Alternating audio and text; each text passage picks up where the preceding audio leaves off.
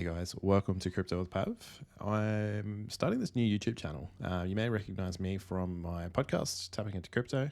We've been around for the last couple of years, or Swyftx, so lead market analyst over there, crypto exchange here in Australia.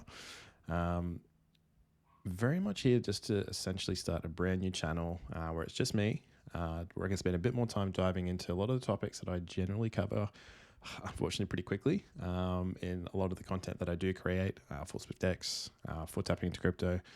And I guess my goal really to start this channel was, I've been around in the industry long enough to know that these markets, they are cyclical. And 2024, really, the way I'm seeing things, is going to be probably one of the biggest years we've ever seen for crypto. I mean, you've seen recently the news around the Bitcoin ETF.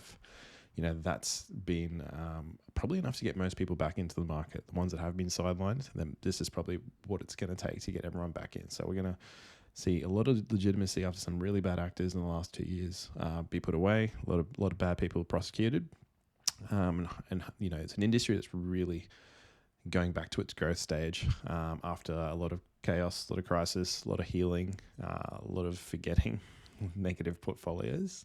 Everyone knows what that's like. But yeah, I mean, really the goal for me in this channel is to provide just deeper insights, really look to break down what's happening in the markets. When you do have a market that's sort of shaping up the way that this one is, you don't really want to throw it away. So throwing it away means, either flipping and changing out of assets too quickly, not sort of understanding where we potentially might be when it comes to things like seasonality and the macro. And that's something I definitely live and breathe. And also just thinking about just the general heuristic nature of crypto. It's definitely different to a lot of other things like stocks. Everyone's seen the stock market break to new highs.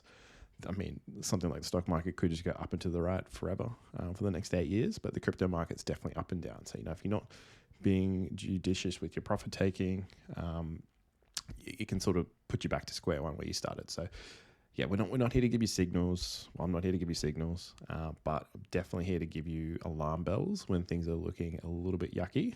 But at the same time, also want to be looking at when things are looking good, what's looking the best, right? Like what are trends out there? What are winners to average, that type of thing. And I guess in between all that, hopefully there'll be some sort of education. I am a heavily technical based trader.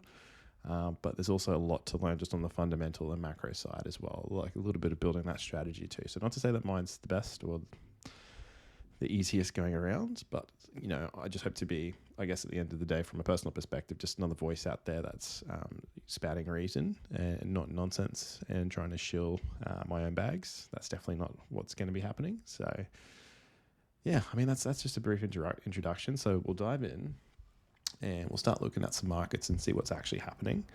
But I mean, obviously in the last couple of days, we've seen a lot of news, we've seen a lot of volatility. And I don't think that's going to change anytime soon. But, looking at the last 24 hours of performance, the one thing that's a real standout has been Ethereum. So, Bitcoin for a long time been running the show in the last couple of weeks. Ethereum has been criticized quite heavily for not really doing anything, even holding that number 2 spot, while things like Solana have been going absolutely ballistic, right? So, but what we did see, I guess, most recently, specifically overnight, was this key low on the Bitcoin ETH chart swept. So that's a big deal.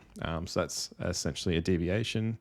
And, if we do start to see this move to the upside and perform some sort of clean break and close on a higher time frame above these highs, that's sort of setting up potentially Ethereum for a run. So from a cyclic sort of macro perspective, what we want to see for a healthy market, when I say healthy, I mean a sustained move within the industry. We want to see things like Bitcoin start to really take away, really run away. But then we also want to see Ethereum start to lead next in line. So, with Bitcoin, we are sort of getting to that toppy end of town. And it's a good time for something like Ethereum to start to show some legs. And that'll sort of trickle down to the rest of the market as well. So, I mean, moving back to Bitcoin, I mean, this is where we are right now. So after the ETF news, I mean, the whole of 2024 has been super choppy. It's been very, very tricky to trade. And this is where a lot of people do give their profits back. But there's a few things we can touch into here, but I mean, there's firstly a key fib level here on a monthly basis, and also some monthly highs in here, which just acted as some pretty serious resistance that had to be broken for the market to carve up and make new highs. But where we're sitting now isn't too bad. I mean, we've got this key support order block, which is the last range of lows before the market broke higher. So this level here being broken in a clean manner, it's a bullish market structure break. And so you'd expect it to come down and then to move to the next level higher. There's still a few levels to the upside, in my opinion, that technically probably are yet to be hit. So there's probably a few weeks or months still left before, everyone talks about this mid-cycle correction, before that starts to really take hold and move into play. So I'd love to see Bitcoin just slowly just chip away at these levels in the coming weeks, something like that, as it moves higher and higher. So how high could it move? Well, this is just purely working off of what's happened in the past. You can use something like Fibonacci, which you just basically take from the previous market cycle top to the bottom that we saw in November 2022. And that just breaks the market up into chunks. Like, that's the easiest way to think of it. So traders aren't mystically or magically doing anything with these levels. They're purely just there for profit taking. And then when people do, or traders do take profit at these levels, they then wait to see what the rest of the market does. Is it supported? Is it falling back down? Because the same way it's sort of holding now and going higher. I mean, at the time when you're hitting it, you could be doing the opposite as well. So it's just about a lot of people, taking profits, taking a pause, taking a break, and waiting to see what the market does. But going back to these Fibonacci levels, we still have the 618, which is probably your primary fib level that you look to target and run to. And that lines up quite nicely just with these previous monthly highs. So we have the March 2022 monthly high, which is a key level I would be watching very closely, just nestled under that 618. So I wouldn't be surprised, where a market top could occur. I mean, theoretically, it could be anywhere, but, this is an area that I'm watching in case it breaks down. And then the next one is really potentially this next level, the 786. And there's some weekly levels here that I've drawn as well. So you could see something like this too. Like, we just don't know. And we don't know how long it's going to play out for. But usually it is leading up to the halvening, which at this stage is April. So, we'd expect it to happen relatively soon. So, but it's not all doom and gloom. Like, it's not about you've missed the boat in that regard. Because what I can show you is something like total 3. So total 3 is essentially the total market cap of the crypto space minus Bitcoin minus Ethereum. So it really shows, a picture of health of altcoins and how altcoins are performing. Looking at something like this, we can take the market all-time high, market sort of low. We swept these lows. We can see that we were sort of meandering in this region here, which was the bear market. And most recently in December, we had broken this previous high of the bear market. So significance here, purely sentiment driven. We had a range where the altcoin market was trading during the bear market. And now we've, on a weekly time frame, which is pretty significant, broken above it, backed up into it, retested. And now this week, after the ETF news, as Bitcoin's slowing down, as Ethereum is starting to move, we're seeing the rest of the altcoin market also start to follow Ethereum. That is the perfect recipe, in my opinion, for price appreciation here. Unless we get something really, really nasty happen and this falls back under this level, I'd be pretty concerned. But at this stage, the plan would be to run it to a range midpoint, which would be here, and see what the market does. Another key level that I'd be eyeing off are these previous lows here. So that's just a little bit higher. And, you can even do Fibonacci on something like this too, to the same extent. So you can see here that this order block range lines up nicely with the 0.5 percentile. So, I mean, this would be potentially an area to keep of interest.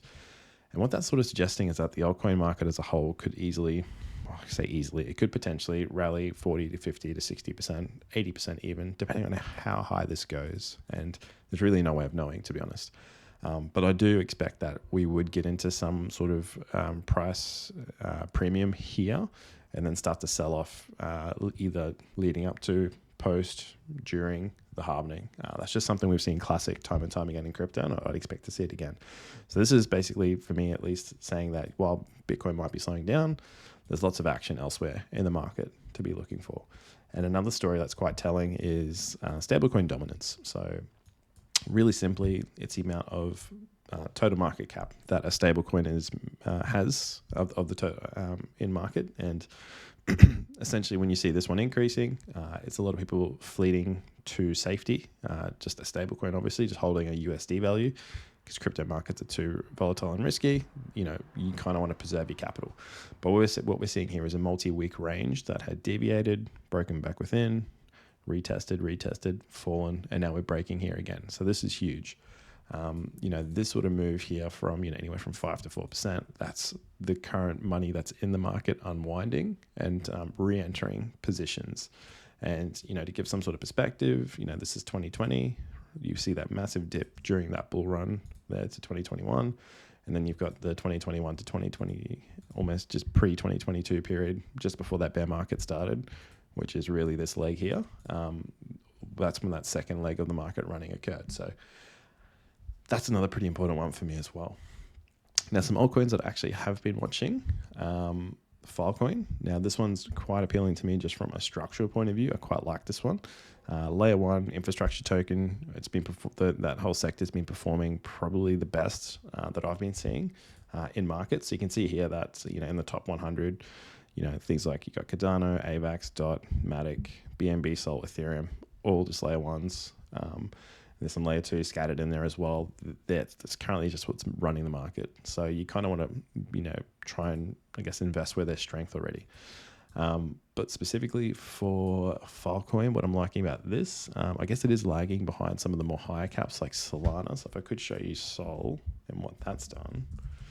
Oops. It's effectively Filecoin is back here. So that ran a 4 to 7 sort of 400% run there. So not to say it'll do the same thing again, but we're just looking at technicals, we're just looking at key levels, we're looking at momentum, swing, macro, everything's sort of shaping up to say that this could be on its move higher. And we do have this channel where we can see price did accumulate during the months of August, October, and reclaimed in November. So that's pretty hallmark. And the giveaway there also is putting in new highs. So price appreciating to a point where it's constantly making new highs. That's essentially accumulation in the way that I view markets and technical analysis too. So, there's still a few key monthly highs here that we do need to get past before we start moving into, I guess, a bit more of the open air region here. But from current price, even to like a range midpoint for Filecoin is about a 14x. So, for me, that does seem like an opportunity where if the rest of the market holds up, I know I'm quite inclined to look into. Another one is Sui. So another layer 1, one of the more newer kids on the block, whereas Filecoin was more of a last cycle coin, new coin from last cycle, sorry. This is essentially setting up, in my opinion, similar to what Say has been. So this was Say, if you could see. Very much just like a tight range, new coin, consolidated, accumulated, reaccumulated, broke out, reaccumulated again, and it's just been on a tear. So it hasn't really stopped. So the way I see Sui, it's sort of poised itself in market as a very similar asset when it comes to its tokenomics, its fundamentals, and it still hasn't really taken out its previous high. So it's still not in price discovery, which Say currently is. So playing a bit of catch up, you could say. No pun intended. So, what I quite like about this too, again, in this ascending channel, we have seen price throw out of it and regain that channel. So that's how I would classify accumulation. And we're constantly seeing higher highs and higher lows. So that's a well-established trend. It's matured. It hasn't done anything too crazy in the sense that it just goes vertical like this. That's when you potentially could get worried because the trend is no longer intact and you're just waiting for that momentum to exhaust itself. So who knows how high a move like that could go. But yeah, this is another one that I've been keeping an eye on. And lastly, just to finish, I thought it also just provide some insights on what the smart money is doing in the market as well at the moment. So, we've seen a lot of technicals that sort of suggest that prices still could go higher. Bitcoin specifically, the whole market just needs Bitcoin to hold, not really go too ballistic and go too much higher. Option markets are actually quite good at getting some insights into what the smart money is thinking. It's not really a retail average punter coming onto option chains to try and hedge their spot positions or look to access another more, advanced form of derivatives exposure. But what we have here is essentially contracts that expire by a certain date. So the 26th of January has the highest notional value on that day. And what we can do is that we can actually look at the metrics there, and there's a whole big load of interest at 50K. So a lot of the smart money is predicting that prices at least hitting 50K at this stage. Well, that's what they're anticipating between now and the 26th, sorry. So I wouldn't expect this to happen on the 26th of Jan, probably a lot sooner, if it is going to happen. And then you'll start to see that level probably act as a fair bit of resistance, potentially. It's one of interest that I would be looking for. So to look at where 50K sort of lines up on our current map, it's pretty much here. So kind of a no man's land, but you might see it obviously overshoot or undershoot. But to me, the main takeaway from this is even the smart money, they're speculating that it has got a little bit further to go. And that's pretty much looking at the smaller days leading up to that. Most people looking at 46.5, 48, 47, 50. And then the big one here, which is 50. So we'll see how it goes. But that's a wrap. So I hope this has been helpful. I'll do these videos, I guess, as often as I can. The markets, unfortunately, the news cycle in crypto is quite short. It is 24 hours a day. The market doesn't sleep. But yeah, the whole idea is to give you guys some, I guess, digestible insights that you can actually do something with, be able to, understand where a trend could be. You might have your own idea, your own bias. Hopefully this either conflicts or gives you something else to think about. Either way, at least it's helping you sort of establish your own bias, right? So we can sort of look at the market, sort of have this general trend that things are, today looking like they got more upside to come than downside, more high chance of. And then we go into the market and find opportunities, like Filecoin, like Sui, and, we're looking at even Ethereum, to be honest. And we're looking to see what we can do with that moving forward. So hope this has been all right. I hope you got something out of it, and see you next time. Thank you.